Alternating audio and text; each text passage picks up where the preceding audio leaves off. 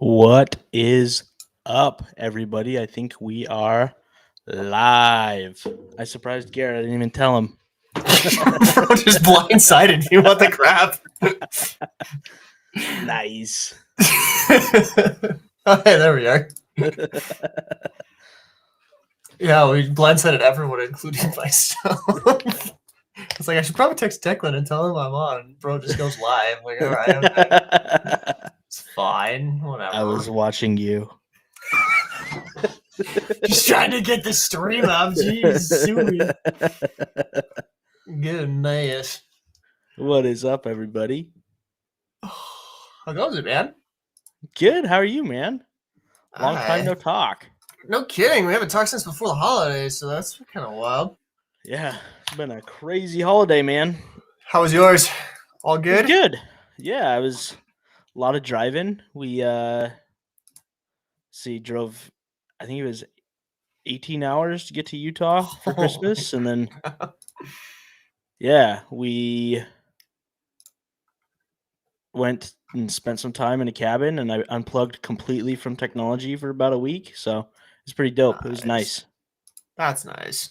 Yeah, It's always good to get a little break from the craziness that grind. is what we're currently going through. Yes, for sure. What about you? Oh, holidays were nice. It's a lot of good fun. I've got, 2 little kids, so it's pretty magical. Like, Yeah, Christmas is a lot of fun when you've got like kids again. So yeah, that for was sure. a lot of good times. And then dude, I went to CES. That was fetching wild.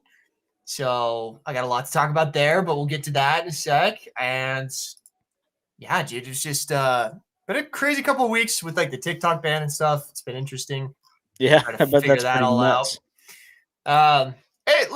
I feel definitely lucky with that. That like TikTok, it's a significant platform for me for sure, Yeah, But like YouTube is definitely a bigger platform for me, and like I'm doing okay on Instagram as well. So that's good. it'll mostly affect like the way I do my content, not necessarily like exactly the stuff I'm doing. So That's good.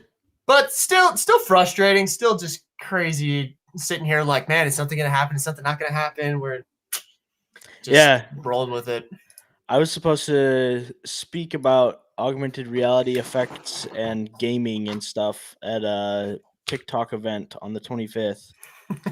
So we'll see how that goes. See if that actually happens. I don't know, dude. Yeah. Mr. Beast just put out a post. He's like, bro, I got the money. I'm ready to go, TikTok. Like, let's buy this thing. Like, oh, no. Not all heroes wear capes. I don't know if I want Mr. Beast to own it, but whatever. I mean, the funny thing, have you heard about Red Note yet? So it's the #1 social media app right now on the Apple App Store. And it's like, it's straight up owned by the Communist Party. Like it's just straight up. Like there's no like, it's not hidden behind any walls or anything. It's just straight up. It's like, this is owned by China, and everyone's going to it from TikTok. Like everyone's just like, screw you, Zuckerberg. We will like. There's some of the funniest stuff going on because they're like, okay, if it's really a data thing, then ban this app too. Like, let's go. Come on, come at us. It's pretty funny, dude. Like I love Americans so much. We are such pains in the aim. That's funny. That's crazy. That's so funny. But yeah, we'll see what actually happens. I mean, it's just a crazy. That's a whole crazy thing. But yeah, and it's like, I mean, if we're doing our typical like wins and losses of gaming, like that's actually a pretty big loss for gaming if TikTok actually gets banned. Oh, for sure. Yeah, there's so much marketing.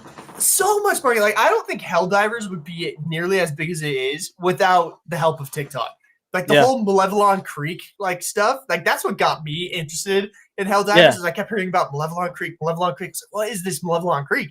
And I looked into it and I found out about this game, But like that got so many people rushing towards like Helldivers, and like indie games, like my games. I mean, I have 100,000 followers on CellVR's TikTok account. Like I owe tons of the success of CellVR to that. Yeah, like it's just, man, it's a real loss if that actually goes away, because it really was just the best platform for growth for indie people, Yeah, I think something will pop up and replace it. I mean, everybody said, I remember when TikTok was growing. So how many years ago was it? Probably, it was like 21, right? Like right as we were graduating.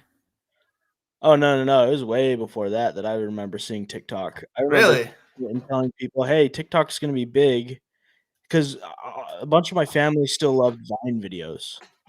Oh, I still love Vine videos. Like Yeah, I I I look saw at Vine TikTok. compilations all the time. Yeah.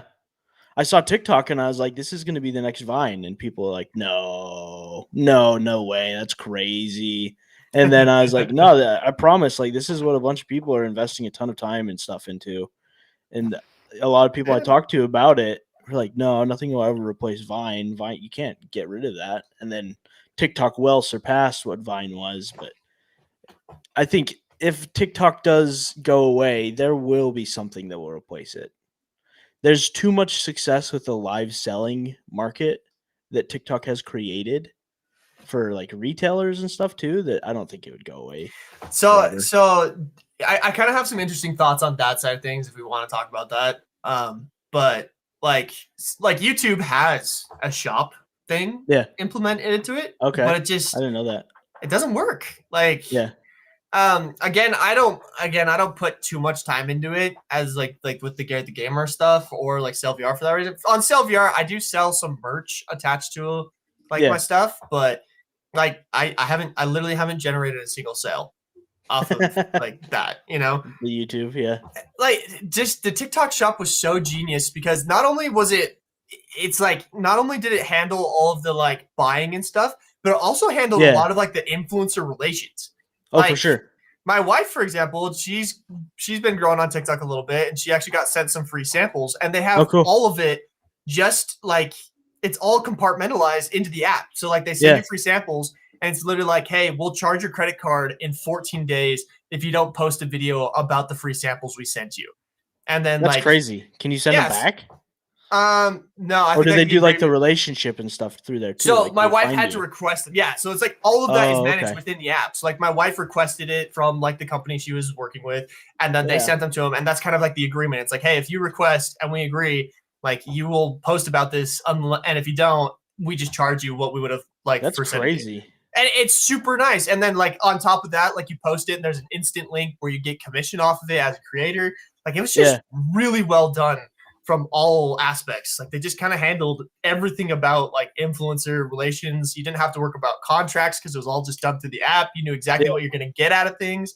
Like, it was just really, really well done. And like I just have yet to see anyone else implement it in a reasonable way, you know? That's So interesting. I didn't realize it was so, like, tied in the infrastructure of it all. That's pretty cool. that's like one of the reasons I really liked it. Yeah. The few things that I did through the TikTok shop were great because it was just like it was all handled right there. Everything was documented because it was done through TikTok. You could reach out to TikTok for support if anything went Mhm. awry. And then like again, just like the whole fact that things were just all documented right there. The whole transaction was super secure and safe because it Yeah. was done through That's it was cool. just great. And then also just the virality of TikTok, you know, like it would actually get to people. It's not like fetching Instagram where you have to pay an arm and a leg to get your product to anyone, you Yeah. know? Like it was just like, yeah, like we make money off the commission as well. Like TikTok, I'm pretty sure took a percentage of commission for transaction fees, and then that's how they made their money. So they didn't have to push anything else, you know? Hmm. Anyway, Yeah, we'll kind of see. crazy. I'm hopeful about it. I think it would hurt the AR industry, It honestly. would. Yeah. So talking about that, I've been looking. So the filter that I use to put my face on the bread Yeah. box, guys, like Mhm. that's a TikTok filter, and I have for the past like 48 hours, as this is kind of actually seeing like it's gonna happen. I've been like, okay, crap, I need to see what other options there are out there. I've been looking for just another straight up filter. Yeah. Nobody does it as well. Like I tried for hours to get a custom filter made using Lens Studio, but the Mm. way they do the shape of their eyes just it makes me look like a sad clown on the bread box. Like it is so Well. scary. Like I tried to figure out how to like do like a custom like cut out my eye and stuff on that, and it just Yeah. like they just didn't allow it. And I That's looked funny. on like YouTube's AR stuff, nothing there.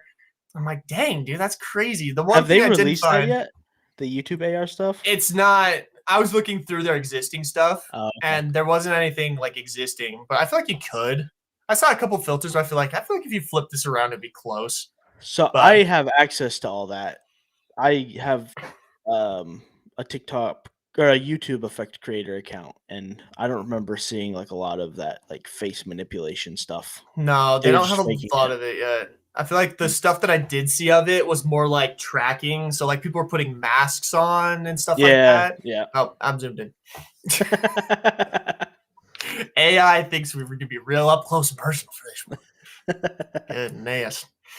Anyway, yeah. So the one thing I did find, this is one curiosity about this whole thing that I've been wondering about is like, will CapCut also be banned since that's also a ByteDance company? Interesting. Because CapCut actually has, this is the one thing that I found that would maybe possibly work, is I found that CapCut, you can actually do a custom mask where I could cut out the eyes and the mouth like I do and just stick it on a face. And it wouldn't be that bad. But I've read some things where it's like, yeah, CapCut will also shut down because it's attached so close to a TikTok. That makes sense. So if that's the case, then I have to go use Adobe software to get the same effect. And I'm like, that's another company I just truly despise is Adobe. So I'll have to see if I can get something on 8th Wall figured out for you. That would be awesome, dude. Like, I would be willing to shout out 8th Wall and sing their merry praises. Like, seriously. We can get something figured out there to save Breadbox. Hashtag save Breadbox. Get it trending. let's go, Chad. Get it trending. On Blue Sky, right? That's the new one. No, I'm not. Dude, anything that resembles Twitter, I stay far, far away from. Like, that is, nope. No, thank you. No. Put the fries in the bag, as General Milo says. Well, man, did you get anything cool for Christmas you wanted to share? Anything fun? I got this. A stand? This guy. Oh, okay.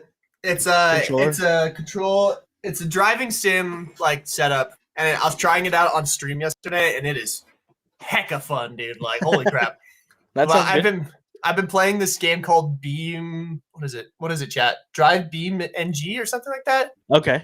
I can't fetching remember, but they have a literal Moab, Utah map where you can go do like the off-roading, and it feels amazing in VR. Like, you can put on the headset and be first person in the car. You can see the shifter shifting and whatnot. Like, it was so fun. And like, it's really realistic, like physics and stuff.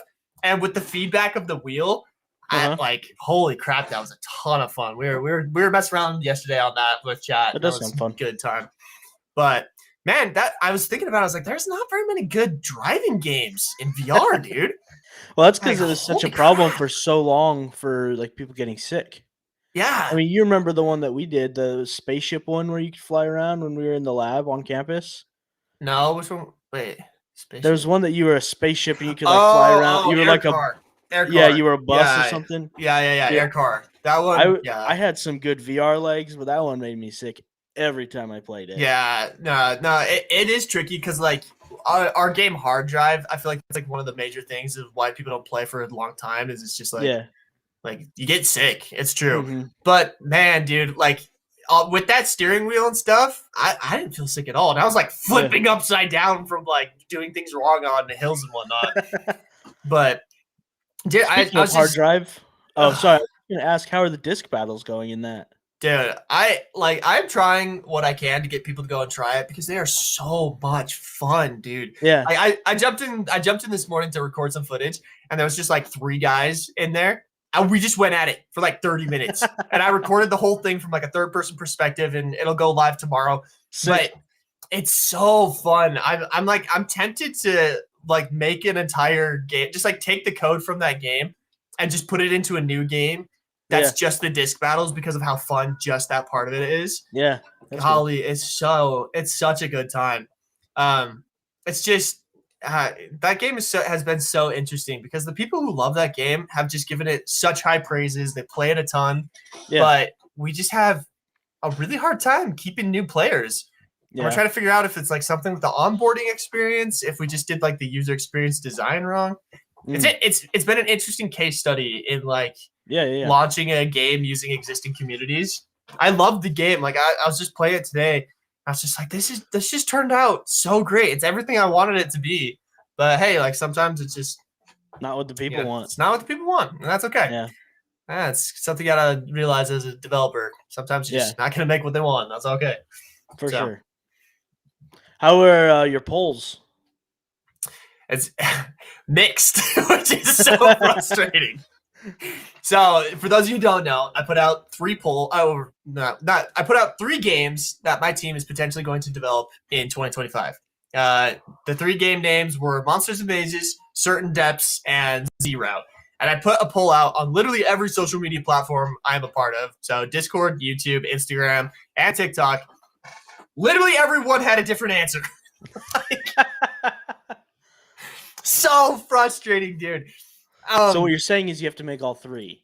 So actually, internally, that's what we were talking about. You're like, you know what? We probably need to make a vertical slice of each of these games, release it to the public, and then get people like what they want. Because funny enough, like my team was asking me this morning. They're like, which game are you the most excited about? And it's like, actually, of the 3 games, which actually got the least amount of votes, it's Monsters and Mazes.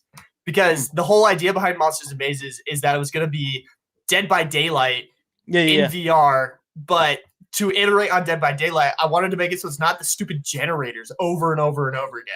Yeah. Like make it so that the objectives to like escape are different. Also like Us. What the No, not that. Oh. But like I was super excited because I have all these cool ideas for different monsters and like what their abilities would be, and then I just feel like it would work really well with like the Gorilla Tag movement. Just like it just feels so nice. I've been sold on Gorilla Tag movement lately, dude. I played a couple of games that I'm just like, man, it really is just so great. So yeah, I don't know, but yeah. So that's why he thinks people didn't like Monsters and Mazes is because of the Gorilla Tag movement. I see, like. And that's such a shame. It's such a shame that like the word Gorilla Tag has such a negative connotation. Stop zooming in. We need to come up with a different name. Monkey movement, slap movement, or something like that. Because like, literally, like it's true. Like people will be like, "Oh, it's just gonna be another Gorilla Tag clone." It's like it's not. Like I'm trying to use the best movement because there's literally with Gorilla Tag movement you can use like the juking and stuff, which I really find to be like a really interesting mechanic. Yeah. But again, like Gorilla Tag, that word comes with such a negative connotation because it's just the Gorilla Tag community and everything like that. But it is what it is. Cheese Army. What the heck, chat? Why are people in here saying Cheese Army? Oh, gosh. Anyway. Yeah, so it'll be interesting. I'm making a Discord right now. Okay. Where I will continue to like kind of elaborate with the community on like what the games will actually end up being. I haven't released it yet. It's still kind of working on it. I want it to be like in a really good place before I release it.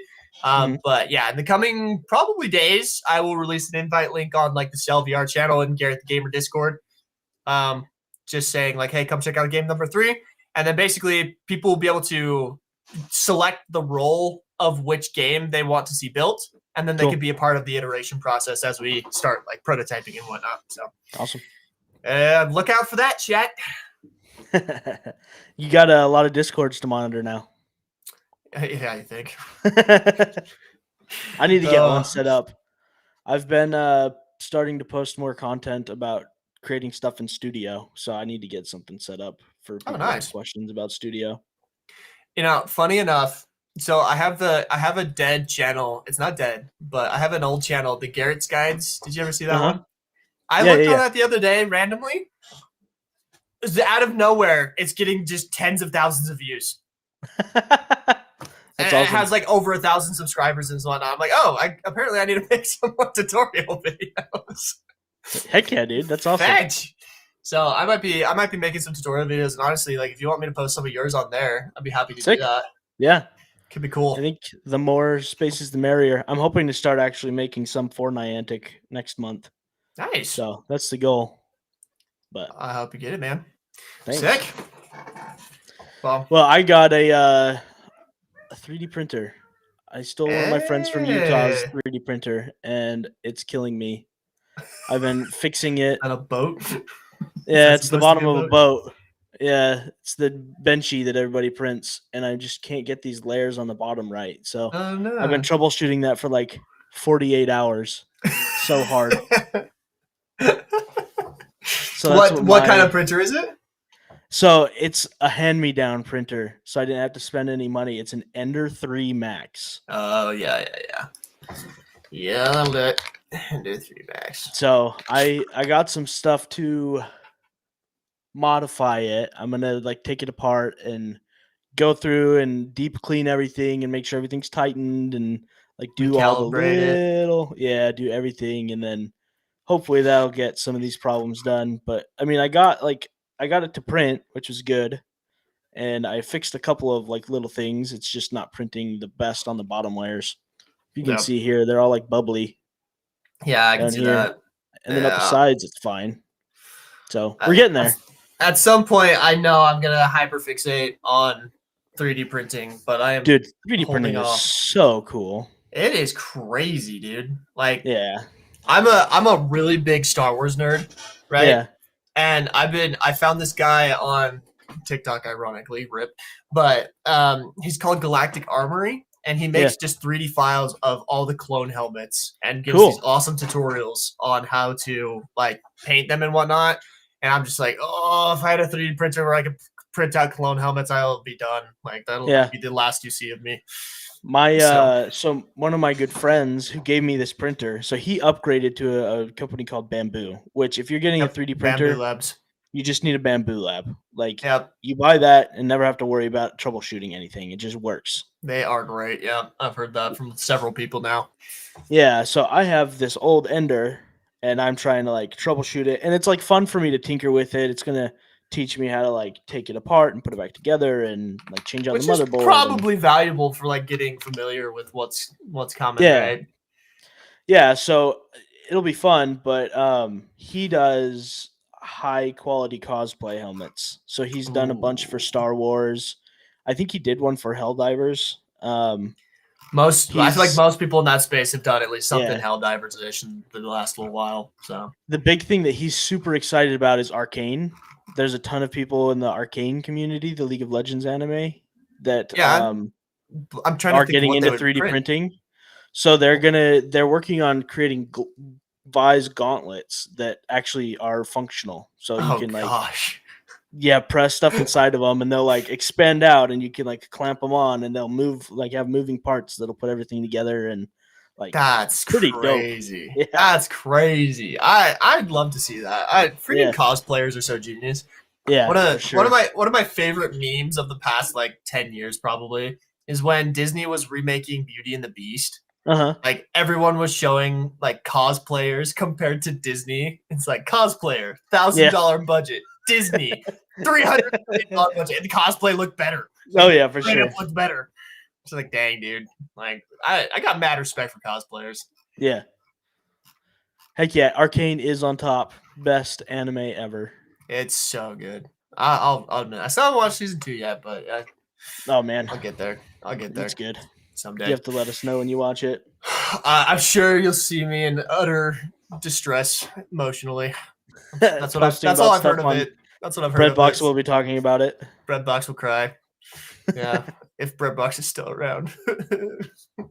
Nah, we'll figure it out. We'll figure it out, Jet. Yeah. Declan's gonna make us a nice Niantic filter. We'll get it set. Anyway, yes. Dude, are we ready to talk about CS? Like, I'm ready, man. It's gonna take some time. I'm so jealous. Oh my gosh! So, CES has got to be the hands down coolest convention I have ever been to. I've been to a lot now. I've been to like the Gamers Developer Conference. I've been to AWE, the Augmented World Expo.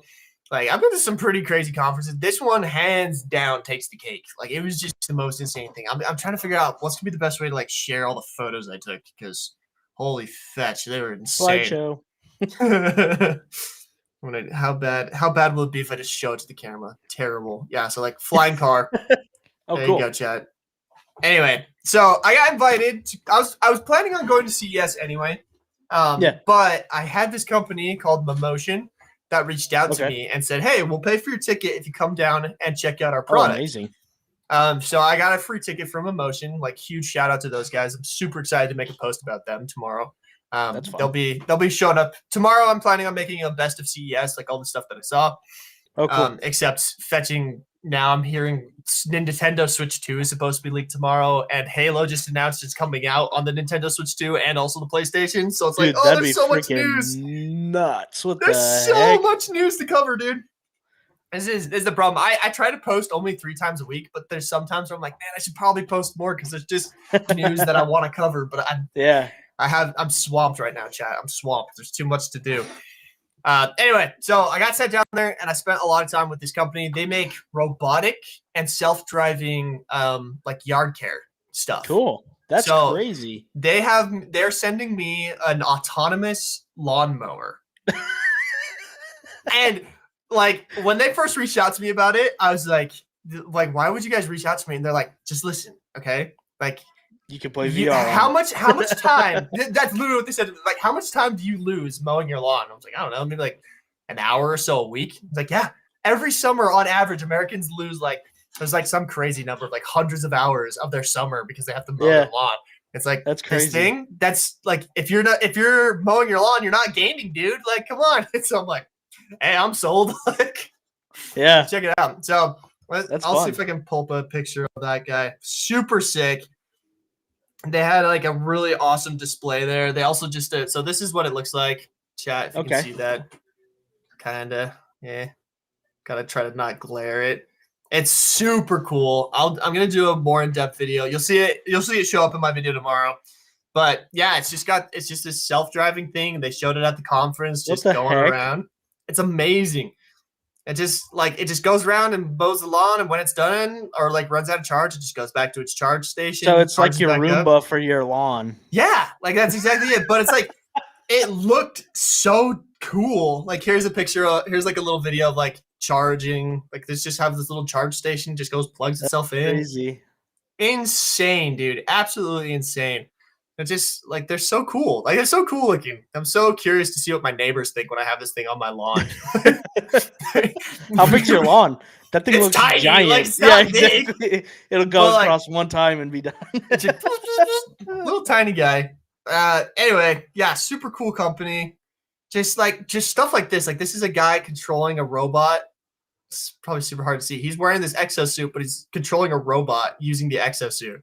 So they're saying like remote work for physical jobs, where it's like you control it with a VR controller. Craziest stuff, dude.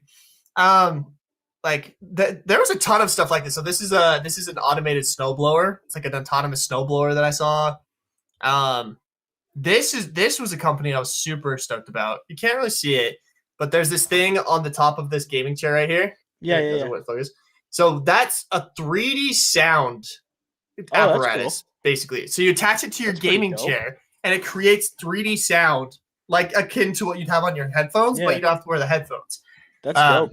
And it was good. Like they showed me a demo. Like I sat down and played like a couple of games in it. And I was like, "Whoa! Like this is as good, if not better, than like some of the headphones I put on." That's sick. So that was super sick. If I could game without headphones, that'd be so nice. I've been trying to figure out that, dude, because I hate it. Like this is you never charge yours straight up. I don't. I really don't. It's just a hologram, dude. There's just straight up holograms. Oh, cool. At the convention. Like, focus. Just holograms.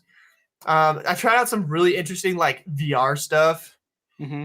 Kind of interesting enough, there was tons of, like, retro tech, too. Oh, sick. So, like, that's like a classic jukebox, you know? Yeah. That they, like, were making work and whatnot.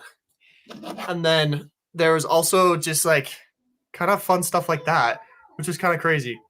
I know somebody who has been getting a ton of work doing Dreamcast development for Sega. Dreamcast? Yeah, Sega Dreamcast development. What the heck? Yeah, dude. Tons of like retro companies are when you do this retro advertising. So they've been making these retro game things that work on old consoles. It's pretty cool. Huh. That's interesting. This was kind of cool. This was an RV that could like self-park itself, so it could like 360 move around and whatnot. A lot of LiDAR, I'm assuming, right? What's that? Do I take work on she's not sleeping? No, she's fine right there. I can be in. Okay, but are you gonna hear her? Yeah. Okay.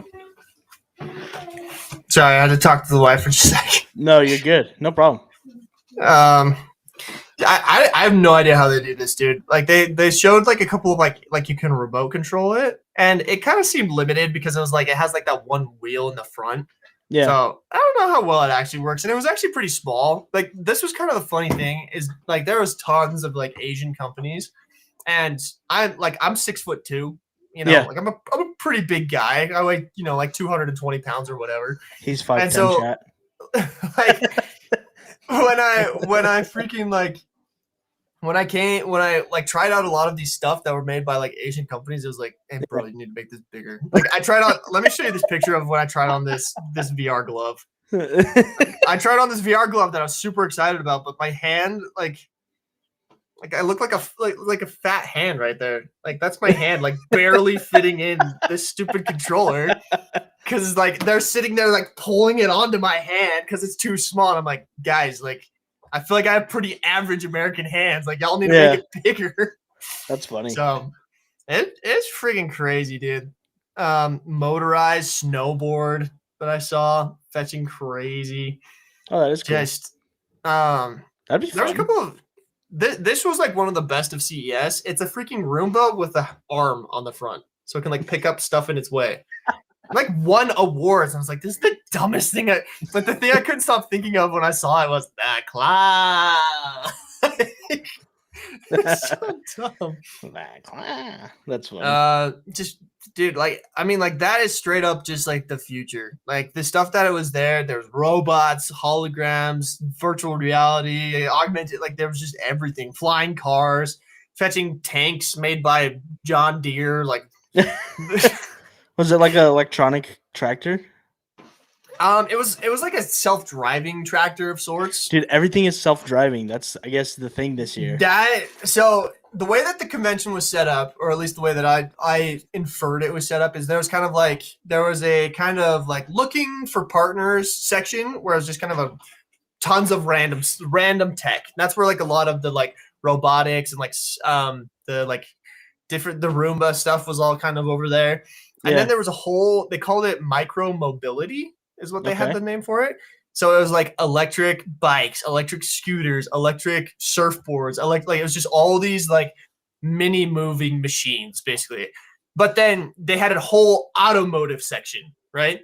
And everything in the automotive section was either about electric or self-driving. Like I gotta find this one picture.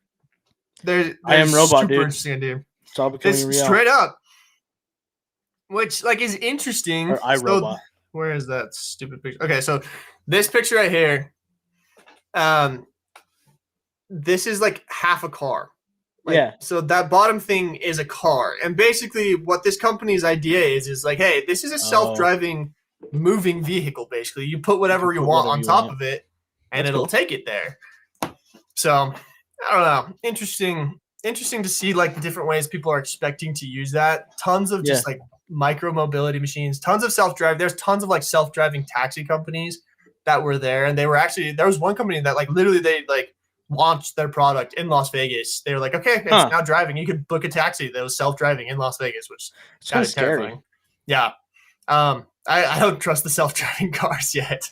I'm still not there, but I do think that is the future. Like I talked to my wife about like the future and our kids. Like by the time they're 16, you might not even need a license. You might just be able to jump into a self-driving car. Like everybody's gonna Uber everywhere. Yeah, like there's a really interesting podcast episode of How I Made This with the founder of Lyft. Okay. And his big thing right now is he's like, look, in the future, you won't need to own a car. You can just own like a membership to something like Lyft, where in the morning you just say, hey, I need to go to work, book a ride, and your self-driving car pulls up and you just go to work in your like Lyft, basically. That's self-driving, you know? So that's just crazy, dude. So crazy.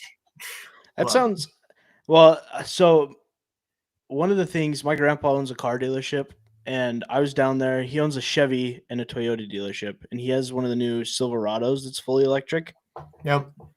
And we were like driving around in it, but there's so much of the car that you have to unlock through subscriptions. And they're saying in the next couple of years, they think that car manufacturers are going to try and make cars way cheaper and not make any money off the cars, and then make all of the money off of the subscriptions. Like, so what is a subscription? Like, what do you subscribe to? So, like, if you want to have the self-driving functionality inside of your car, you have to pay a subscription fee for it. Oh, Or man. if you want to, like, different things that used to be standard inside of cars, they're now gating behind subscription fees where you have to pay for things to be able to have access to that functionality of your car. Huh. Isn't that crazy?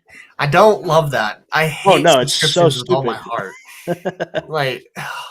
like I've had people ask me like, "Hey, are you gonna put a subscription in VR?" And I'm like, I don't want to. I don't love that. You know? Yeah. I understand like from a business perspective why people like do it because people buy it, forget about it, and you just keep making recurring revenue. You know? Yeah. Like, golly, Christmas is it? Like in cars, I feel like that's eventually that's gonna be like grounds for a lawsuit, right? Where it's like, oh, you have to pay a subscription to make sure you get your airbags deployed in time or something. Yeah. So there was OnStar has functionality where it can see if you get in a wreck. Yeah, I've seen that. But you have to pay for that subscription service. So it's like Cyberpunk 2077. I don't know if you've seen Edge Runners, but in Edge Runners, only the people that are rich get access to the ambulances because they have the subscription service for the ambulance to come and pick them up. And there's like, so that's kind of like what it's going to be like. Isn't that like it's at the very beginning? Missions? Yeah. No, in Edge Runners, that's an anime. No, yeah, I've seen the anime too, but isn't in 77? Isn't that like one of the first missions you go on? Probably. You go and, like grab a girl, and it's funny because they're like, are you a premium subscriber? Yeah. And like, it's like, nope. And they literally leave like dead bodies because they're like, nah, they weren't a subscriber. Peace. Yeah. Oh man. To the ambulance. I feel like that's how it's gonna be. I hope not, dude. Like, let's just that. Yeah. That's a scary thought. Yeah. Interesting. I mean, I'm all for cheaper cars. I've always been baffled by how much cars cost because, like, come on, like the automotive industry is over 100 years old.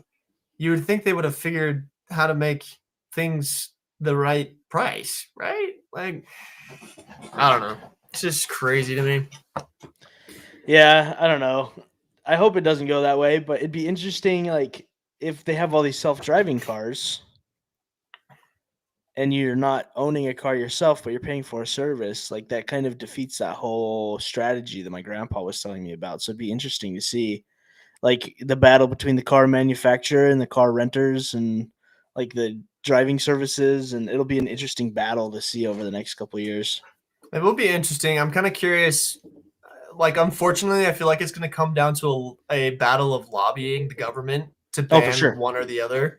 Yeah. Because like Mr. Musk on there, so car ownership is still. Yeah, I mean, like not to like put on my tinfoil hat a little bit, but like every time a Tesla crashes in the United States due to some self-driving thing, it is just plastered all over the news. Oh yeah, they're like self-driving car is destroyed by semi-truck, you know, and it's like that happens once, you know, like every month or so or two. Like it's still it's still a problem. Like it needs to be addressed, but it's like people are dying every day on the road from human error, and we don't see that. It's just kind of selective media, right? Showing you like, oh, be scared, and it's just kind of like, okay, who would be pushing the narrative that the new self-driving cars that are very affordable?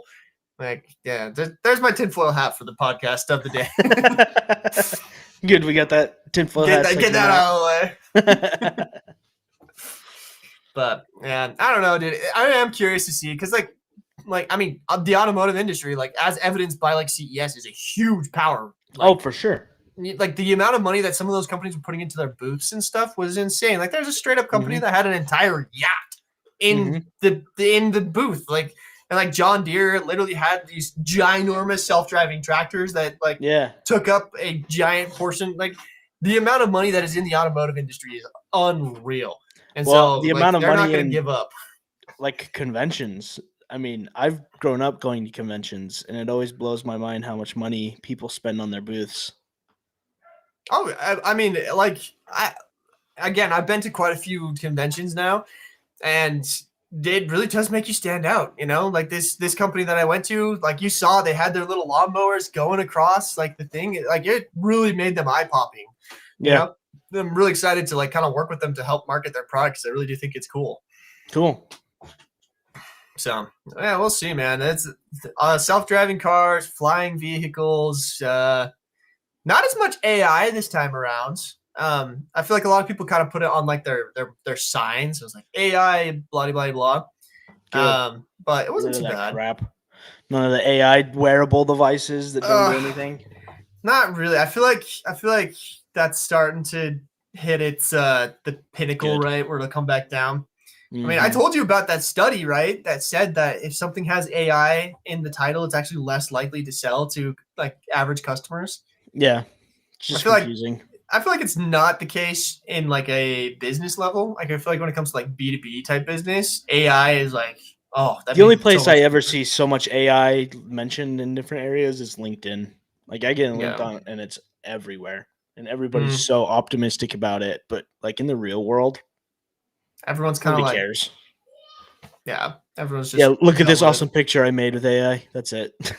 Well, it's like scary too. Like, so the California fires that are going on, right? Yeah. I've been kind of following it because I have some family down in SoCal, and I've also I have a weird fascination with like firefighting. Like I've always like if I wasn't like a tech guy, I think I would have gone into firefighting maybe. How many calendars do you have? I got no calendars.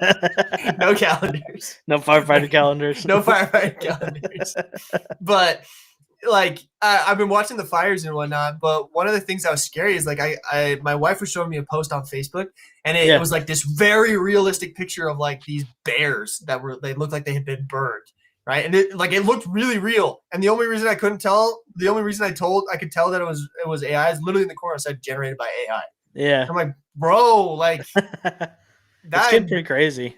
It's getting nuts, and like I mean, like this AI influencers, man. Oh, that is like such a problem. Kind of annoying, but at the same time, I don't know. That's just the world we're living in now. Just get your AI stuff.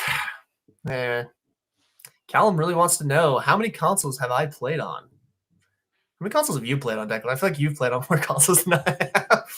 Oh man, let's see. I played NES, SNES, Atari, Sega Genesis, Nintendo 64, GameCube, PlayStation 2, 3, 4, 5, Xbox 360, Xbox One, Xbox S, Nintendo Game Boy, DS, DS Lite, 3DS, Switch, Wii U. Really, like, I don't know. That's a lot. What is that, 23? Yeah, something like that. Holy crap. Oh, gosh. I know I've played some other, like, more retro ones. Oh, and look at this guy. I put this on my desk. My Playdate. Yo! He's so cool. I love that. Isn't that a cool little console? He's so cool looking. Just it doesn't even have a backlight. Oh, that's awesome. Oh, the good old days. And you got your little crank. I love the crank functionality, dude. Yeah, it's fun. It's one of the reasons I want Nintendo to get into VR is because I feel like they would bring in just the most innovative controls and like games that require said controls. Yeah. But we'll see what the Nintendo Switch comes out with. So they're supposed to reveal it tomorrow, I guess. Well, this was fun because it has this crank, and people like build games based off of the crank. Like you would never play a game like anything that's ever been made for this when it uses a crank because nothing else replicate that. Yeah, you can't replicate that control. So like there's fishing games on here and sitting there like reeling in a fish and like it's fun and probably like feels good. Yeah. That's crazy, dude. Yes, General Milo. Nintendo did sell a cardboard VR for like $50, and it was interesting. It was pretty innovative. I'll give them that. But yeah, it was not exactly what we were looking for. Here's your this guy, phone VR for $100. Zapplebacks. Yeah. Let's see. The consoles that I played on. The first thing I ever tried was a Game Boy Advanced and a Game Boy Color. I tried both of those. I forgot about the Game Boy Color. And the Game Boy Advanced and Game Boy Advanced SP. There's 3 more. There's 2 more. let's see. And then I went, let's see, like thinking back through childhood right now. And then there was a GameCube and the original Xbox. I did try out a PlayStation at some point, the original PlayStation, I feel like. And I played a ton on the PlayStation 3 and the Xbox 360, and then Xbox One, Xbox X, Xbox S, PlayStation. Yeah, PlayStation 3 I already said. PlayStation 4, I tried out a little bit. PlayStation 5, I have. Do we count VR headsets as consoles? Because I played too many of those. Yeah. Do they count as a console? I played a few of those. I don't know. But you're probably close to your close to 20, maybe.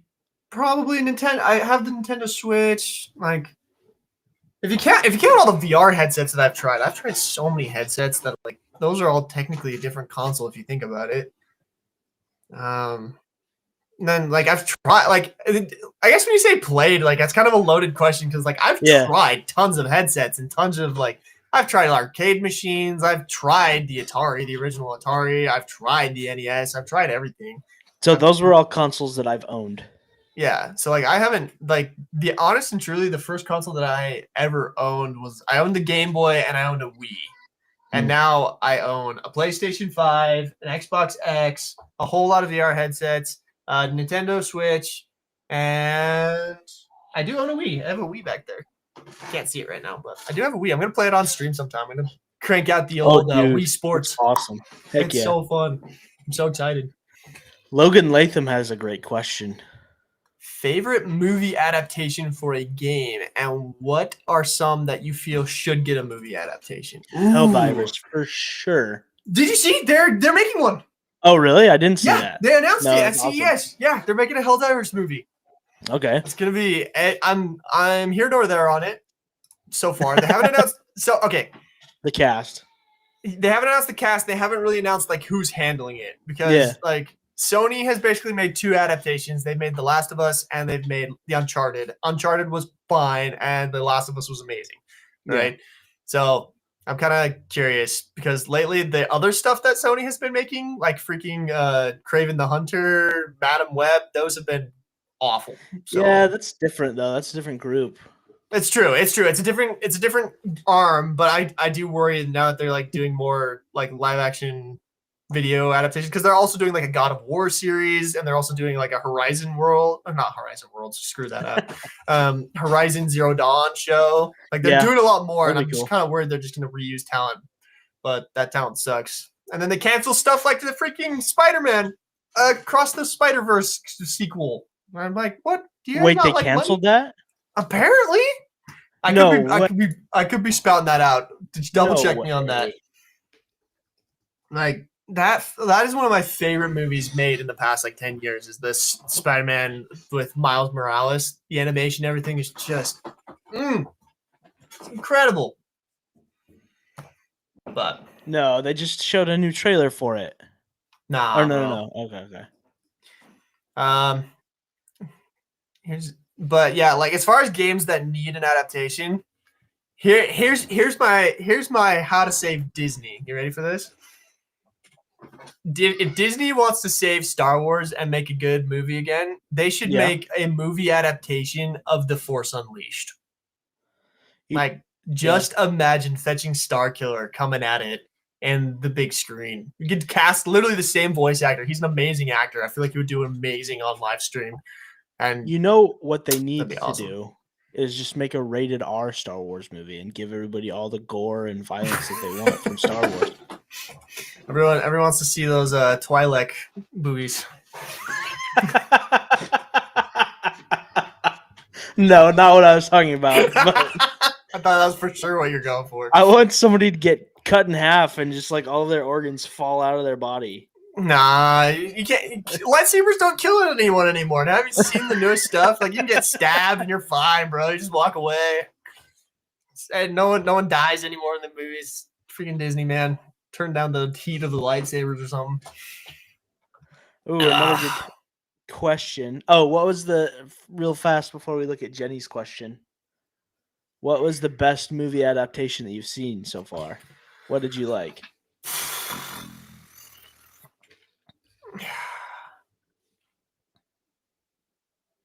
Can it be a fan film? Because I've seen better fan films. I loved the Super Mario Brothers movie. I loved that. I thought it was so fun. I am so excited. Those are my 2 games I want made. I want a Legend of Zelda movie. Yeah. And I want a Star Fox movie. Star Fox would be pretty freaking sick. I think Nintendo's smart right now, dude. Like they've been making some fire stuff. I really like the Nintendo Mario movie. I forgot about that one. I forgot that that's a movie adaptation. I didn't see FNAF. I've heard mixed reviews about FNAF. It was fine. Gosh, what were the other ones? The Last of Us was pretty good. Yeah, what else? I've never played League of Legends, so I don't feel like I can say Arcane is amazing, but I love Arcane. I can't speak to it as a video game adaptation because I've never actually played the game, you know? So it's actually impacting the world of League a lot because they are now making League has never had a progressive story until now. Right. And now they're adapting the game about what is happening in the world based off of Arcane. So the whole section right now is at the end of Arcane, they begin traveling to another region in League of Legends world.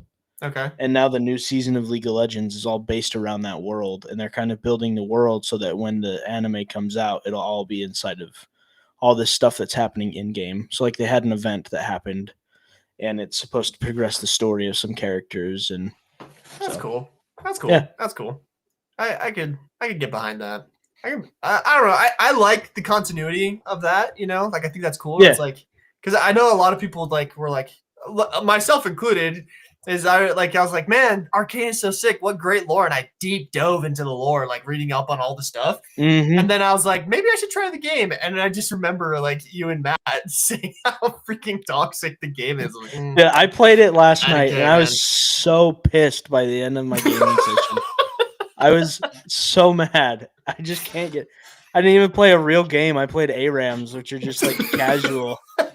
And I just was so pissed. It's I freaking hate this game. Why do I keep playing it? But it's one of my favorite memes right now, dude. My favorite meme is oh, what do you do to relax? And it's I play video games. It's it shows the video game. And it's a guy petting a rabid dog who's just biting his hand. It's I pet my dog to relax. There was another really good question I don't want to miss. Oh, the Twisted Metal. Do you know what Twisted Metal is? I do not, but I know. Didn't it just get turned into a series? It got turned into a Peacock series, but so the game was a Mario Kart-esque. Not really, not even close, but it's a first-person shooter, but you're inside of a car. So you pick your car, and there's characters inside of the cars. And it's kind of like a demolition derby, but you're shooting each other. One of the main iconic Twisted Metal cars is an ice cream truck. There's a clown that drives around inside of it. Oh, yeah. And you blow up the other cars. That's the whole purpose of it. It was an old PlayStation 1 game that if I remember correctly, it's the era of GoldenEye. Yeah.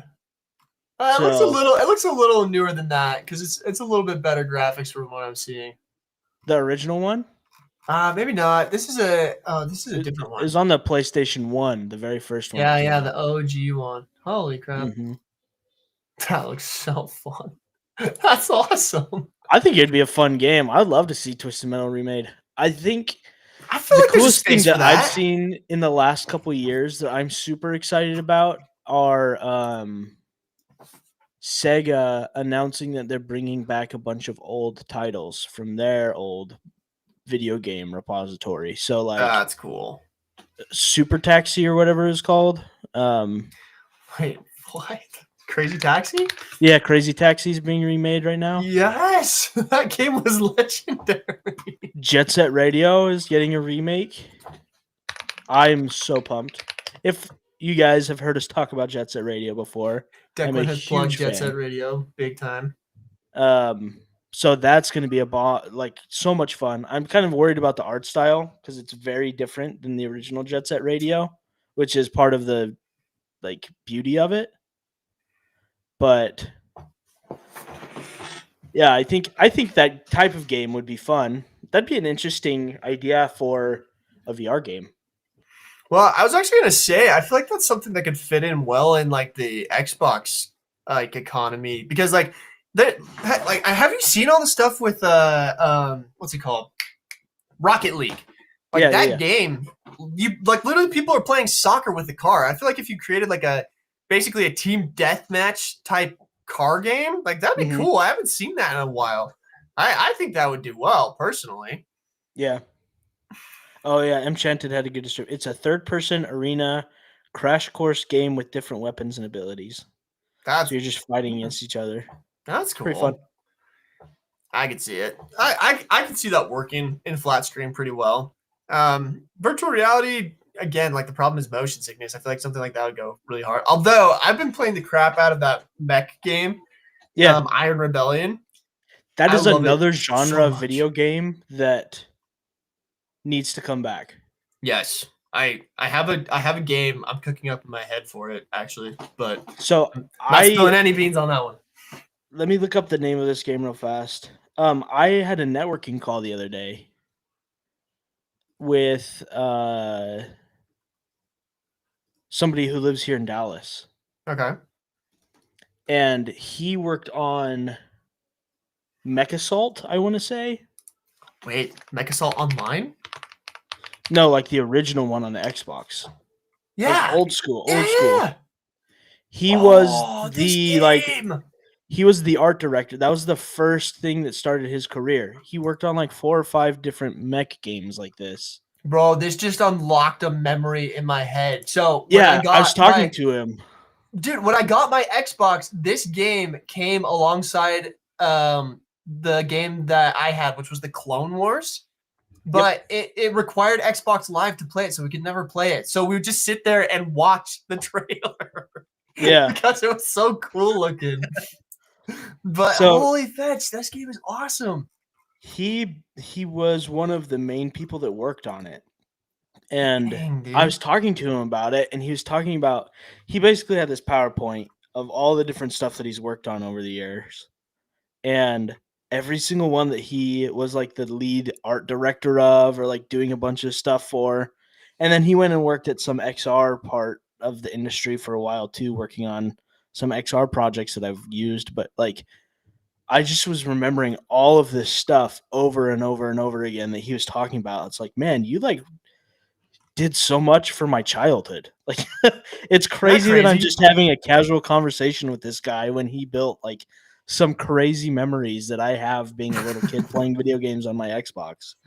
And it was like him and like one other artist like working on stuff in their basement trying to get these files ready for this video game. It's like some crazy grind. It's like some of my favorite memories of playing video games. That's so funny because like I've had 2 conversations in the past year that was like one was exactly that, and then one was the opposite. Where it's like I instantly hated a guy because he was a part of the reason why games sucked. Oh no. So one of them, I met a guy who worked on the original Star Wars Battlefronts, like from Pandemic Studios. Yeah. And he said that like he was a part of like a major part of the gameplay team. And I was like, dude, like I still play that game to this day. Yeah. My brother and my cousin. Like we get together when we're in town and we play that game. And then I met another guy who was the head of data at EA over Battlefront. The new Battlefront. And he just started, he's like, oh, did you like my game? I was like, no. He's like, oh, it was so interesting data-wise. And he started just rambling off this data they had on the nerd. I was like, I hate you. I hate you. I want you to go burn in hell, you freaking idiot. It was so frustrating to listen to, like, just like literally the data that like EA like works on is like they literally have it down to a science. How like whether or not a player, what did he say? He's like they had it down to a science of how many days you hadn't played and what kind of notification they could send you to get you back into the game, and like the exact like metrics that they could like tell like, oh, you're no longer going to be a valuable player to us, and they would stop, and then like just like the kind of deals they could give you to get you to buy more of their packs and whatnot. And I was just like, just focus on making a good game. Yeah. Golly. You did get a dono. Did you see that? What? From who? Oh, 5 Mr. Great Hot. British Pounds. Fish. Fish. Is that what he said? That's what it said. Fish. Nice. Thank you, Mr. Hot. You the man. Fire Shadow. It's called Jet Set Radio. Jet Set Radio. He's asking what it was. It's a rollerblading game. Where Man, you should make like up a the cops website and- of like all the kind of retro indie games that you recommend. That because I feel like you have kind of a unique taste that not everyone like looks at. I feel like that'd be interesting to kind of have a place where you could kind of review. I have to and remember recommend. some of them. So there's a place by my house growing up called Hastings. And it was right next to the Hobby Lobby. So my mom was a scrapbooker. She always was going to Hobby Lobby to get paper so that she could do scrapbooking. So I'd go in next door to Hastings, and there was a trading card and video game store. And I would go and like rent video games all the time, and Blockbuster as well. No. So I've played some like freaking, and it was before like you couldn't look up a video game on the internet and see what the reviews were. No. So I just saw it, and if it looked cool on the box, I would try it out. I played some wacky AF games that were so broken, but they're so much fun. Huh. That is, dude. I think it'd be cool to like have a place where you could like kind of say like, oh, here's some crazy old aged games that you should still check out. Because there's definitely kind of like a resurgence. Have you seen EMU VR? Dude, you should check this out. It's a retro simulator. Yeah. Where it like puts you into like a 90s room and you can like choose like what you want to play inside of it. It's so sick, dude. It's just a community project. That's like, awesome. It's awesome. I've been trying to get it working, but I've been having issues with it, and I mostly just haven't had enough time to like sit down because it's like it takes a couple hours. I feel like to get your games all put in the right place and whatnot, set up the way you want. But there's some super sick stuff from it. Oh, you have to use the link. That's cool. I'll have to check it out. Check it out. It's fetching cool. When you get it working, like it's so cool. Like it just puts you back to like a 90s room. You can put posters on the wall if you want, whatnot. And you just like you literally like take a disc and stick it in like a PlayStation or the original Xbox, and then you can play the game with the controllers. It's wild. It's so cool. But somebody asked me about The Binding of Isaac. I like The Binding of Isaac. Have you played that? Nope. Never even heard of it. So it's a roguelike where it's a top-down view, and you're like this little dude. Oh, and that's fun art style. Each run's different. I've put a lot of hours into. I've played Binding of Isaac for a good amount of time, not like thousands of hours like I know a lot of people have, but I think it kind of inspired a genre. I feel like Binding of Isaac was the first of a really, really good type of like dungeon crawl roguelike, where like the Cult of the Lamb is another game that's newer that is kind of the same play style to me. Interesting. It's inspired by Binding of Isaac. I think it's a lot of fun. I think it's fun to have a game. If I ever develop a full video game, it's going to be like a roguelike of some sort because it's the least amount of development, I feel like, for the most amount of playtime. So like I know people that have played roguelikes for thousands of hours because it's unique every time. Yeah, it's unique every single time you play it. It's a fun challenge. That's one of the reasons why I love emergent gameplay. What's it called? The bullet heaven genre. Specifically, I can't remember the name of the game. I guess Binding of Isaac is kind of a bullet heaven as well. I have it on my phone. Just a sec. Vampire Survivors. Oh, yeah. Like a Vampire Survivors type game. Have you tried Balatro? Yeah. Oh, yeah. I was playing Balatro. I think I saw it on a stream once from somebody who like got a key for it a long time ago. I started playing it before I moved to Texas. It's a lot of fun. Did you play it after the Game Awards? So it's one of the ones I've been debating on getting because it's a mobile. I didn't realize they had a mobile version of it until just recently. Yeah. But it's a paid mobile game, which I kind of love because I hate freaking ads in mobile games. Like that drives me crazy. But yeah, so I've been debating on getting it, but what's it called? Freaking Markiplier on his podcast was talking about it and how addicted he is to it, and I'm like, yeah, maybe I don't want to get into it. I think it's fun. I'm not like super addicted to it. It's fun to do runs. It's a roguelike poker game, Right. which is so interesting because So it actually unique. has inspired another genre. There are poker roguelikes now. There's a roulette one that's pretty fun called Bingle Bangle or Bingle Bingle, I think is what it's called. Okay. Where you can upgrade the ball that you're using. You can take out different parts of the roulette board so that there's more of the same number, or you can get rid of all of the red so it's only black. Like yeah, it's a fun Bingle Bingle. Bingle. Funny name, but That is a crazy name. There's been an inspiration for a bunch of poker-based games that are roguelikes now, which is funny to me that that's a genre. But like deck builder roguelikes are so popular that it's kind of expanding into a lot of other things. I mean, that's kind of cool because, like, if you honestly look at it, like, all video games are inspired by something else, right? Yeah. It's just you just gotta go and like, I don't know, like that's one of the reasons why I'm so scared about like that Pokemon ruling in Japan, where they're like, yeah, basically the Pokeball, you cannot use that anyone else, you know, because that would destroy a lot of what the creativity of like video games is. It's like you just mash up games that you played before. Or like I went on a deep dive a little while ago of all the games that were created as mods of Half-Life Alyx. Oh yeah, that's insane. And it's like if freaking Steam were punks and they were just like, no, this is proprietary software. You're not allowed to like market your game. Well, you should look at how many games have been made based off of what is it? Warcraft. Yeah. Like Dota was a Warcraft mod. Yeah, the entire genre, MOBA genre, like League of Legends and Dota 2.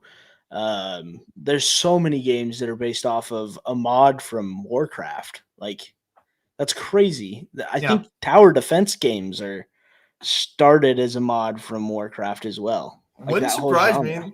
There's a mod right now for a it's for a game. Have you ever heard of the game called Squad? Yeah.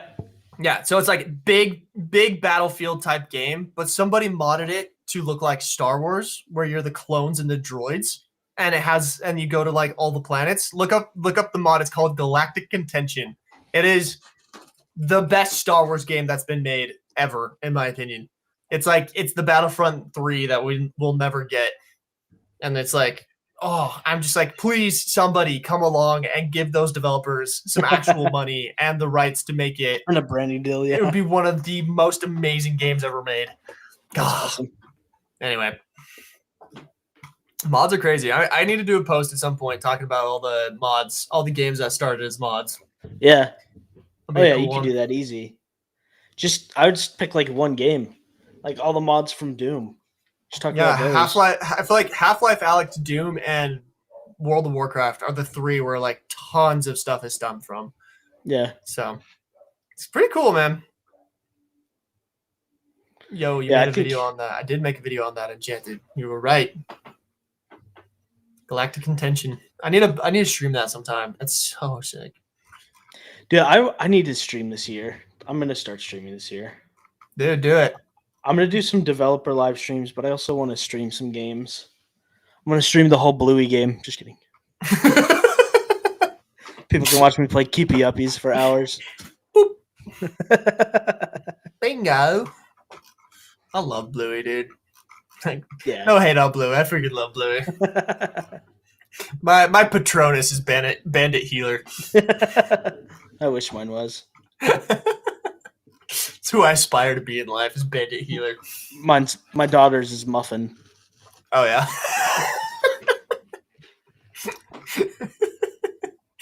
I feel you there. Everyone's like, "Oh, you're raising a blue." No. Oh, none of these little kids in our chat are gonna get it. It's fine. When you guys grow up, you'll understand. Wow. Anything else we want to talk about today? Any like crazy? I don't know, man. I'm just excited to be back. We have some fun stuff planned, guys. We do. There's somebody that Garrett and I have both learned a lot from since we were in college. Yeah. He's a developer. He makes educational content on YouTube for VR developers. And like when I was in college, I learned so much from just his tutorials that are free online, probably more than anywhere else. He just accepted a job at Meta helping developers, but I reached out to him, and we're hoping on the 29th to have him on as a guest to talk about kind of where he started in the dev world and how he got into VR development, and like a good place for you guys to start in game development if you want to make video games like Garrett and I. Yeah. It's going to be a really interesting conversation. I'm super curious to ask him about like where he sees the industry going, because I feel like he's had a really good pulse. Because I remember way back when I first met him, he was like, yeah, dude, like mixed reality games are going to be the next thing. And lo and behold, that's definitely what Meta did. They definitely put a major push for mixed reality games. So I'm kind of curious to get his thoughts on like where VR is at, what he'd like to see added in, what he's excited about, what he's disappointed in. And yeah, like if any of you guys are interested in making video games, he is a great person to follow, and we'll have tons of time to probably ask him Q&A stuff to be able to talk through that. So stay tuned for that one. That'll be in 2 weeks, probably 2 weeks. Is that what we have for? Yeah, I think the 29th is kind of what we're planning right now. Yeah. And then we're going to try to get into more like guest type people, guys. We have a lot of cool friends in the community that we're going to try to get on, talk about stuff. Still want to get Jordan, is that his name? Well, yeah, we're trying to get Jordan on here. He had a crazy end of year, as do all VR and game developers. Christmas is the biggest time of the year for any of us. So, yep, he just kind of got swamped with that. But I think with the new year, he's in a good spot. I should probably reach out and see how he's doing, because he has his biggest presence is on TikTok. If that's about to get banned. He has like 250,000 followers on TikTok, but not as many on YouTube. So go follow Jordan and Throwback Studios on YouTube, guys. They need it. It's good. It's a good team. They definitely deserve everything they have going for them. Yeah. But yeah, maybe next week I will be in a lot of pain because of the TikTok ban. So tune in next week for Garett's live rage on whether or not the U.S. government is competent. That's a good one. You thought this was a gaming podcast? Yeah. Politics next week. No. This week, gaming. Next week, politics. The week after that, canceled. Oh, that's all good. Final questions, guys. We'll do a couple more questions and we'll sign off. So if anyone's got any questions, which I think we're delayed by like 15 or 20 seconds. Okay. We'll see. Yanks ZYZZ. Okay. Anyway, can you tell me what good VR games I can get for the MetaQuest 3? I mean, there's Cell VR, Hard Drive. No, actually, real talk. The games that I've been playing a ton recently on the Quest that are absolutely incredible. I've been playing a game called Tactical Assault VR. It's like Ready or Not, but in VR. So it's like a tactical shooter. I have a lot of fun with that one. I've been playing the crap out of Iron Rebellion. It's a mech shooter. We were talking about it a little bit today. Totally awesome game. And then, dang, what was the other game that I was playing on recently that I've been having fun with? Dang it, I can't remember the one. I mean, there's always the classics. Like Breachers is great. I love that team, and they always deserve the support. And Breachers is just a fantastic game. That's basically Rainbow Six Siege, but in VR. What was the other game? Oh, I tried out J-Man Curly's VR game. I saw that. I watched some of his YouTube videos about it. It is interesting. So I jumped into it, and literally, like, my first experience with it was literally unplayable. Like, it was straight up. Not optimized. I couldn't do half the stuff in the game. I don't know why. It was some initialization errors or whatever. But I quit out of the game and jumped back in. It was a lot better. But it's got a ways to go. Which, like, to be fair, he did say, he's like it's not perfect. And it's not going to be perfect for a while, but we're working on it. Yeah. So I kind of appreciate that he's willing to be transparent about that. But, like, where it's at right now, I'm kind of like, I don't know where you're going to take this dude to be any better than – it just still feels like a girl tag clone, even though he's like, it's not a girl tag clone. It's a girl tag clone. Yeah. Like, yeah. Yeah, so Veil. Yeah, Enchanted. That's the other one I've been having tons of fun with. Veil is free to play unless you want to play like their basically competitive mode with like team deathmatch and whatnot. That is a super fun game. Definitely love that. Definitely love Batman 2, General Milo. That's a great one. It usually comes with the Quest 3S. So like if you haven't played through it, fantastic game. The Batman game is the best. Yeah. So those are some easy recommendations. I have more. Demio. I have some more. Oh, Demio's not bad. I haven't actually ever played Demio. Oh in my all gosh, reality, dude. I've never actually jumped into it. So I'm gonna show you. This was my big Christmas thing right here. All these books, this What are whole those? collection. These are all Dungeons and Dragons books. This No entire way, dude. shelf is all Dungeons and Dragons. Yeah, I that's have sick. one more book out of the entire. So 5th edition, they're replacing 5th edition with a new version, and I bought every single 5th edition book except for one. So I'm missing a limited edition copy of Volo's Guide to Monsters, and it's like $500 on eBay. It's the only place you can get it. So I haven't bought that one yet, but I completed the rest of my collection of the Dungeons and Dragons 5th edition books. So Dude, that's why I love crazy. Demio so much. That's great. We should play it sometime. We should jump into it. There's a competitive mode too. Yeah, I'd jump in there. There's a multiplayer and a competitive. There's a different game where you're Demio battles, where you make like a little army with your minifigs, and then you can fight the other person. Okay. That's sick. That's way cool. I need to jump into it. That's one of the ones where I feel like everyone's like, it's like one of the classics of VR, and I've just never ever played it. I have it. I own it. I bought it. I just never jumped into it. I'm just too much of a first person guy. Yeah. It's more, I would say it's a little bit more of a chill experience. So you can play it in mixed reality too. I saw that. It does a good job. Yeah. That feels like it would work in Demio. Yeah. Yeah. I was just playing it on my desk the other day. Just sits on my little desk here, and I'm moving around little like chess pieces. I do love the idea of that. I've just never really figured out what would work game wise.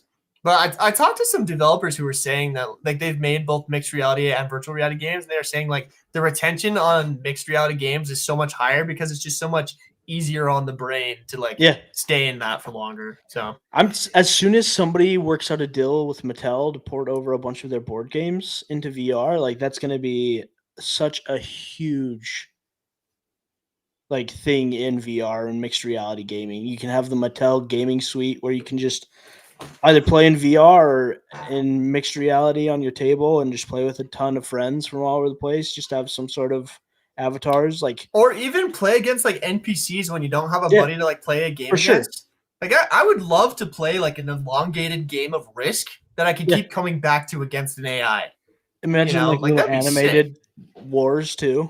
Yeah, like have you seen? There's a game, Plastic Battlegrounds. This is another game I've been enjoying in VR recently. Is they took the little green soldiers you used to play with as a kid? Gosh dang it, quit zooming in. The army men? Yeah, the little army men. There's green and tan ones. Yeah. This guy literally made like a Battlefield VR game where you can like place the army men as like a big person, or you can jump into first person and like actually fight the battles. And it's like, that's fun. It's so sick. It's a really good one. Oh, did Astrobot deserve Game of the Year? Yes. Loaded question. I disagree. I disagree. More so than like Black Myth Wukong, dude. I don't know. Black Myth Wukong is a pretty game. The thing is, like, I think neither one of them were. I haven't played Black Myth Wukong, but it reminds me a lot of just like every open world game. I know Astrobot is just like every other platformer. Every game is just something else. Black Myth Wukong is beautiful. To me, Astrobot was a celebration of gaming. It was a celebration of PlayStation. Yeah, which is... It's a major part of gaming, but that's kind of what irked me about it. Is it was just like look how good PlayStation is. It's like, yeah, you've been a significant contributor, but at the same time, like there are lots of other things that have made just as much or more impact. So I was a little bothered. There's some people I know that have never owned Xbox, and vice versa. Some people have never owned the PlayStation, but I feel like PlayStation. Well, is it Gen 1? I think I want to say PlayStation didn't perform as well as Xbox, but since then I felt like PlayStation was outperforming Xbox for a really long time. I don't know. It's yes, I feel like PlayStation's influence in video games is so important. Absolutely. So it was fun to go back and see like all these characters, and it made me fun or have fun playing a platformer like a Mario one, but that's the first platformer that I've ever played like a Mario one that wasn't made by Mario. Yeah. So yeah, I'm not denying it's a cool game, and it's like definitely a great showcase. I think more my problem is kind of with Game of the Year in general. I don't love how they do their nominations. I don't love how they decide. Like, in all honesty, if I were to choose a Game of the Year for 2024, it would have been Helldivers, just because I feel like it was the most innovative, the most impactful, and the most just like game. It was just a game.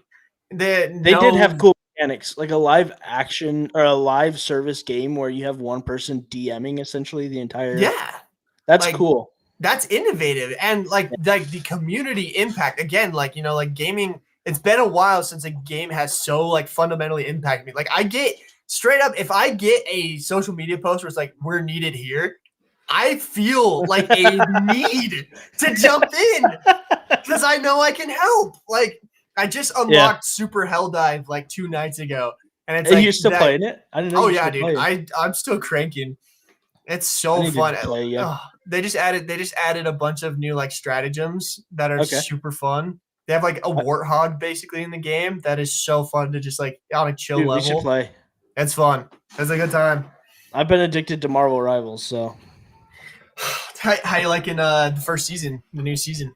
Dude, freaking, I am a Susan Storm main. Really? Oh, dude, she's so good. I hear people like half and half with her. I know there's a lot of gooners that love her, and there's I may or may not own the Malignant skin. Do you know the lore behind that skin, though? I do not. I'm not as familiar with Marvel lore as I am with DC. Okay, so Susan Storm and Mr. Fantastic had a miscarriage, and she goes into grief, and this like other side of her personality comes out, and she becomes Malignance. So it's all based off of the grief that she was feeling from her miscarriage. And the only way that he can get her out of it is by basically like yelling at her and treating her like, you know, an old guy treated his wife in the 50s. Yeah. Like being super degrading and stuff to her because she's such a like a women's rights type character, very like pro women, you know. Yeah. So as soon as he starts doing that, it brings back her regular personality, and she snaps out of her Malignance personality. But yeah, it's like an interesting arc for her. It's pretty. That is interesting. Cool. That is cool. Yeah. That is cool. Is Helldivers 2 worth the money? X Life Shorts, yes. Trust me, your Doofenshmirtz 5 will definitely love you for playing Helldivers. It's 100% worth it. That's the first game. Did I tell you I did my first microtransaction ever, and it was in Helldivers? You've never done a microtransaction? I've never done a microtransaction. I've done DLCs. So, like, to clarify, I've done DLCs before. I bought all the DLCs for Black Ops 2 back in the day. But I have never bought, like, a battle pass or in-game currency or anything. And Helldivers is the first game that I've ever done that for. Which is so interesting to me. Because, like, I know, like, I am the people that game developers hate. Like, I am the people who play free games to play the game, and I will not give you a dime. See, I started playing League of Legends in 2012, and they a couple years ago came out with something that you could see how much money you've actually spent on League. Oh, jeez. Dare you reveal on stream how much money I think you it was spent like on League? At least $1,500.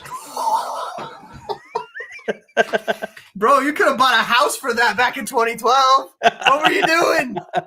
I was a college student living off of Mountain Dew and League of Legends. Didn't eat food because I put all my money into skins. There's like 300 characters. Weren't you a collegiate athlete too? Where did you find time? The second semester, man, after soccer was over, just grind. Became a well. I never told you I stood up for 72 hours straight. You told me. Yeah, you told me about it. Yeah, playing League of Legends. So that's not good for your brain, dude. no, Were you freaking seeing unicorns and smelling sound by the end of that, dude? Like now, if I stay up to like 2 a.m. and wake up at like 8 the next day, my whole brain's just like, oh.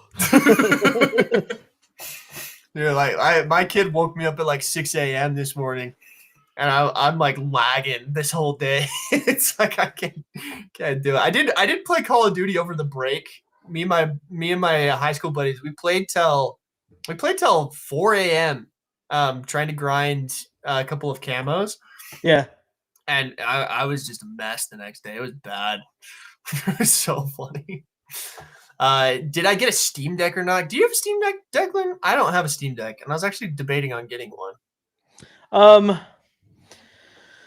I don't have a Steam Deck. I think that they're cool. I have a lot of games that I would like to play. Okay, you can't play all games from Steam on a Steam Deck. Right. It's like kind of a pick and choose. Yeah, I think they're cool. Honestly, one of the things that I really want a Steam Deck for, though, is to mod it so that I can get pretty much every emulator for every console back past, like, I think the Xbox One. I think you can get every single console that's ever come out emulated on a Steam Deck. They have stuff for it. It's pretty crazy. I know I could like deep dive into the modding side of like the Steam Deck, but I don't know. I don't have enough Steam games that I play consistently or that I could play on the Steam Deck that I feel like it would be worthwhile for me. Like I just bought the PlayStation Portal and I'll have that next week. And I'm kind of excited about it because I'm excited about the possibility of like playing PlayStation games like in bed before like I go to sleep instead of like having to like be in my room. So that's such a weird product to me. I'm very curious about it. Like I saw a couple of reviews that really convinced me on it, and the way that I have my setup in particular, I feel like it's going to work really well. But I'll let you guys know. I'll have it next week, and I'm sure I'll have played it either a lot or have returned it. So I'll have a more in-depth review for you guys next week. So Switch 2 is incoming, right? I don't know. I've seen mixed things about it. Are they actual legitimate leaks? Or are they actually going to reveal it? I don't know, Captain Pixis. I don't know. Emulated Super Mario 64 on it and did a 16-star run to beat it in an hour. That's crazy. It's easy. Have you seen how people speedrun Super Mario 64? It's pretty crazy. I have. It's crazy. Yeah. Like speedrunning is a whole thing. I feel like we could spend a whole episode talking about speedrunning in the different like communities. You should. I want to see somebody make a VR speedrunning game, like something that's built from the ground up for speedrunning. That would be interesting. So there's only one that I can think of, and it's actually a ton of fun. Did you ever play Stride? Yeah. So Stride had like it's that parkour shooting game, right? And they had a speedrun version where there were specific obstacle courses that you could try to speedrun through. I actually got in the top 100 at one point on a couple of the courses because I loved that game. Have you played to the top? I don't think so. You should look that one up. It's another parkour one. It's pretty fun. To the top. Oh, yeah. I've seen it. I haven't played that one. I should try that one out, though. Need some more parkour games. That's actually one of the things I've been loving about Gorilla Tag Movement lately. Is it just like some of the like the parkour elements are actually super fun. There's a fun game if anybody's interested in just parkour video games in general. There's one that's I don't know if it's on consoles. I would imagine, but it's definitely a PC game called Neon White.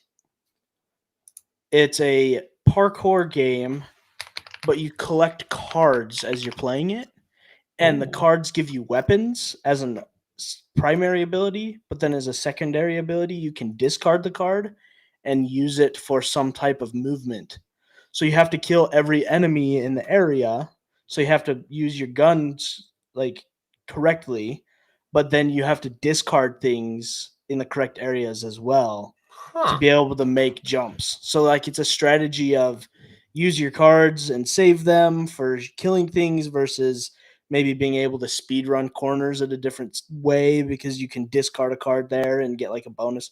It's a ton of fun. I played that whole game. That's one of the probably only games that I actually played through 100% of the way through last year was Neon White because I just got into it and I would just sit and play for hours. It was so addicting. It was tons of fun to just sit down and have a good Like play I'm just looking at gameplay and it's pretty sick.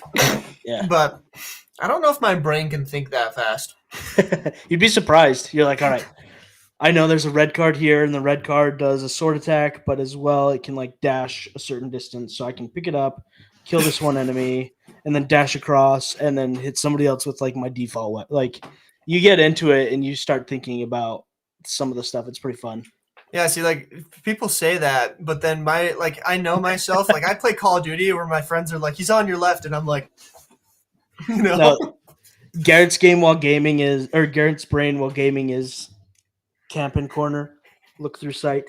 Okay, he's coming. Dude, I am not a camper. I will come straight at you. He's coming. Bang. Oh, shoot, I missed. All right, let's wait another 5 minutes for somebody else. Dude, I am not a camper. You check my movement. I'm a movement guy. I move, and I'm not good, but I move. I don't sit in corners. I'm a camper. It's okay. I always play snipers. It's actually a huge controversy right now is the movement in Call of Duty because it's just so much. Yeah. It's like forcing people who don't want to be movement people. You just have to camp. And so they're like the movement people are mad at the campers are mad at the movement people. And it's like, let's just make campers versus movers the game. Let's make one video game where all you do is camp and nobody moves around and you just sit in a game for an hour and nothing happens. Whoever kills someone in that game first gets like some crazy monetary reward. It's like, this is the game where it's impossible to kill people. If you kill someone, it's like some super rare, unique chance of you being able to kill someone. It's like, I'll give you $1,000 or something. I don't know. It'd be hilarious. There's a streamer. I think he's called Camp Dad. Is he the one that proceeds without actually killing a guy? Ever killing anybody? Oh, Bush Camp Dad. Bush Camp Dad. Where he live streams and doesn't kill anybody in Fortnite. He just hides in bushes the whole time trying to win.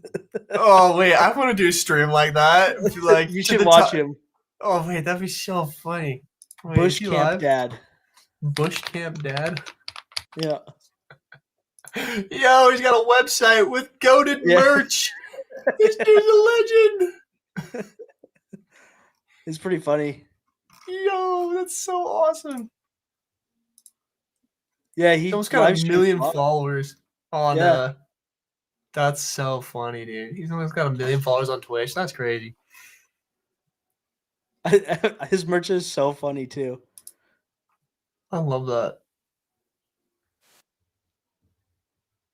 Water camp, storm camp, car camp, tree camp, bush camp. Bush Camp Dad's a secret channel. My secret channel. I should make a secret channel and see if someone can find me. That'd be fun. It'd be an interesting experiment.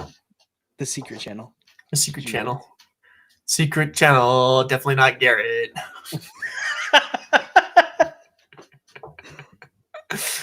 Oh, what do you think? Bagel Box. That's your new one. Which one? Bagel Box. Bagel Box. Bagel Box. Bagel Box. Tube. There you go. Bagel Tube. Bagel Tube. Oh, Captain Pixies, what's my thought on X-Field Zone? I hated it. I did not like it. It was, you guys can watch my stream where I played that game. But I don't love extraction shooters, and I realize I like Ghost of Tabor better because it's simplistic extraction shooter.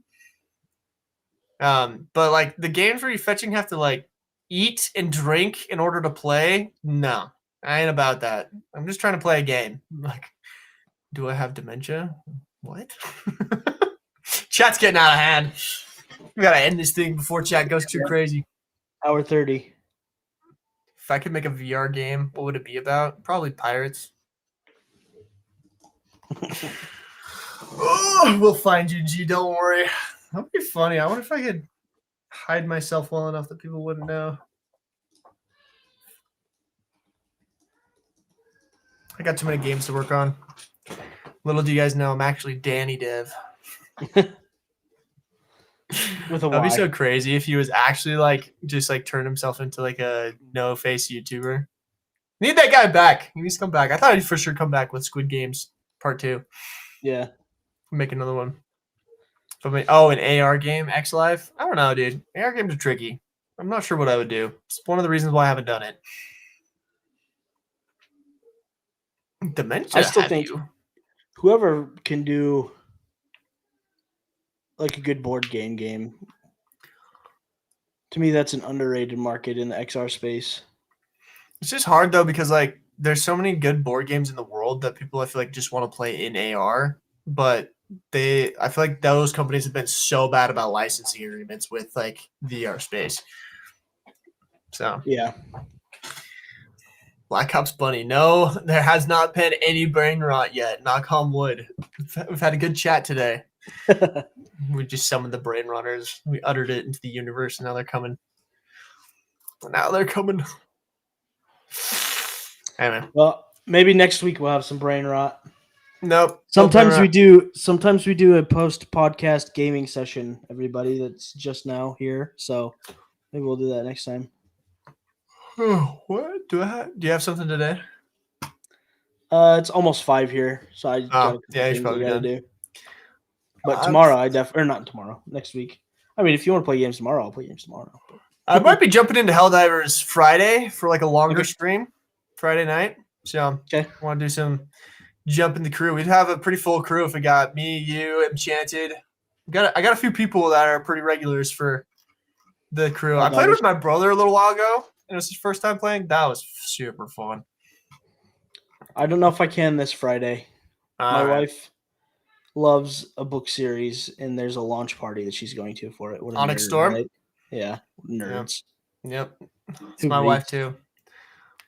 Just kidding. I read the entire second book of the Stormlight Archive. Oh, nice. And the half book that goes between the second and third book.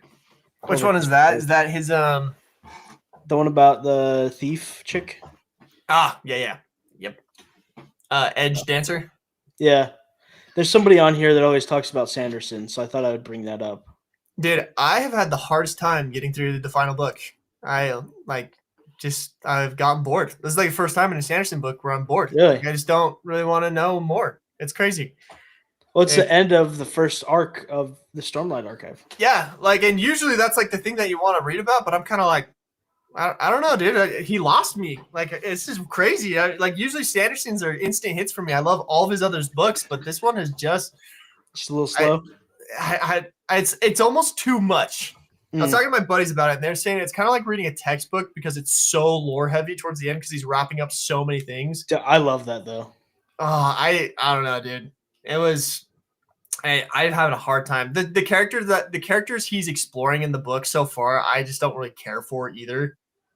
And so I'm just like, I don't really want to know your storyline. And it's also very heavy mental health themes and stuff, which I don't love diving into books with those type of things just because it's with real world stuff. No. Yeah, it's like, bro, I skipped to the war chapters. Literally, I'm like, again, I don't want to read about dissociative personality disorder. We just jump into it anyway.